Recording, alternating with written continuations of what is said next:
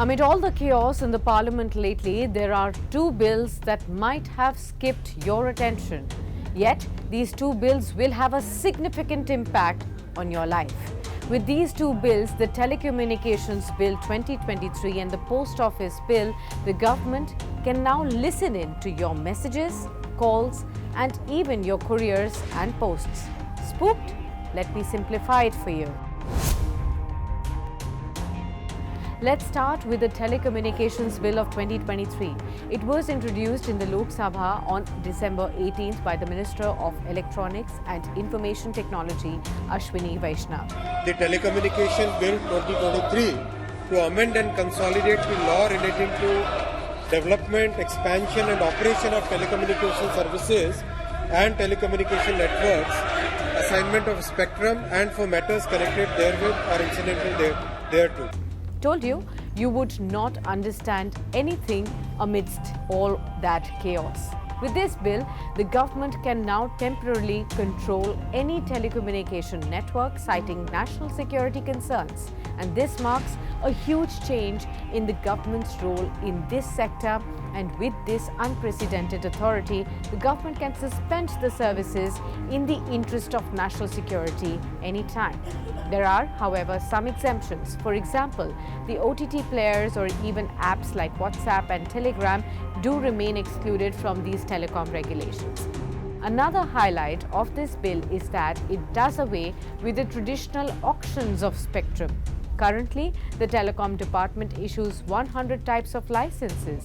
This bill will club many of those in a single authorization process. This move is expected to benefit companies like Bharti's OneWeb, Reliance's Jio in satellite communications, and Elon Musk's Starlink as well.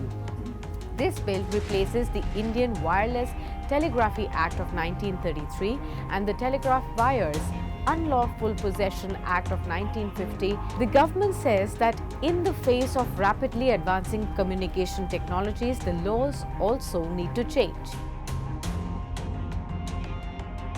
Even the Post Office Bill 2023, it now seeks to replace the 125-year-old Indian Post Office Act of 1898.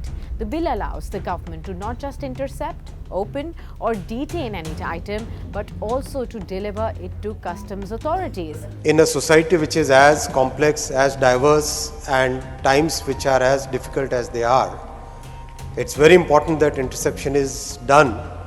This kind of provision is kept in the law for the national security. But this is not a new provision.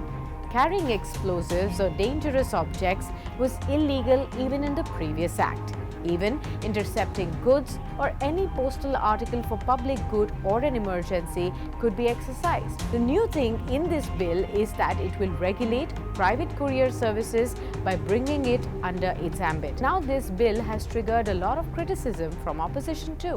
Even as it seeks to revise the colonial bill, this bill retains its draconian and colonial provisions, that too while eliminating the burden of accountability which a governmental enterprise like India Post ought constitutionally to shoulder. And sadly, it offers no new ideas to bring our post offices into the 21st century. While there are arguments on the either side, it remains to be seen how these laws unfold. For more informative videos like this, keep watching India Today News Mo.